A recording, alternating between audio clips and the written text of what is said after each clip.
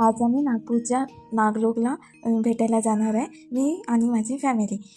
चला तर मग माझ्यासोबत तुम्हाला पण मी दाखवते की नागलोकमध्ये काय आहे ते. हे आहे नागलोकचा एंट्री गेट आणि इथे आपला झेंडा आहे एंट्री गेटवरच आणि तिथे नागलोकचं पूर्ण लिहिलेलं आहे नेम.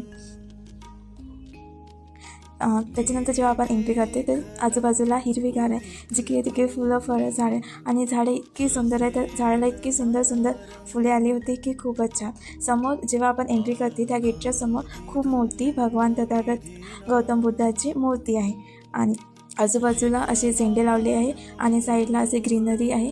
नीट अँड क्लीन आहे पूर्ण आणि इतकं सुंदर वाटते वेदर. तुम्ही जेव्हा इव्हनिंगला गेले तर खूपच छान वाटते. आम्ही इव्हनिंगला गेले होतं तिथे इतकं छान वाटत होतं आम्हाला की खूपच. तिथे साईडला गौतम बुद्धाची मूर्ती म्हणजे असे बॅनर आहे आणि हे मी आहे जस्ट स्वतः फोकस करत आहे आणि मग याच्यानंतर आपण पूर्ण एरिया असं फिरणार आहे.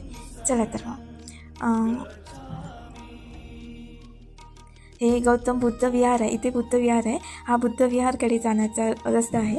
इथे आजूबाजूला इतके मोठे मोठे वृक्ष लावले आहे की तुम्ही तिथे म्हणजे बुद्ध विहारामध्ये प्रार्थना करून आले, वंदना घेतली आणि तुम्ही वंदना घेऊन इथे बसायसाठी पण बेंच आहे, तुम्ही आरामात बसू शकता.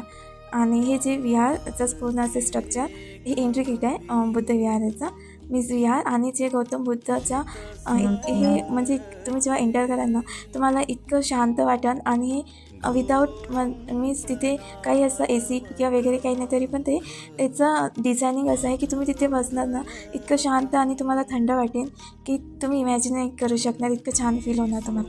हे जे गौतम बुद्धाचे जे आजूबाजूला जे प्लांट दिले आहे ना ते रिअल आहे. तिथे इवन फूल पण आले आहे जसे चाफा मोगराचे, ते सगळे म्हणजे रिअल आहे. आणि हे बुद्ध विहार तयार झाले आहे, याचं डिझायनिंग असं ओल्ड टाईपमध्ये केलं आहे. आणि खाली आपल्या डॉक्टर बाबासाहेब आंबेडकरची फोटोज ठेवला आहे. बुद्ध विहारचा बाहेरचं आहे हे. आम्ही इथे खाली बसलो होतो, लिंबाचं झाड आहे तिथे खूप मोठं, तिथे आम्ही बसलो होतो काही वेळ. नंतर आम्ही परत नागलोक फिरायला मीच परत बाहेर पडला. आता म्हणजे छान इव्हनिंगचा टाईम झाला आहे आणि तुम्ही बघू शकता आजूबाजूचं वातावरण किती छान आहे.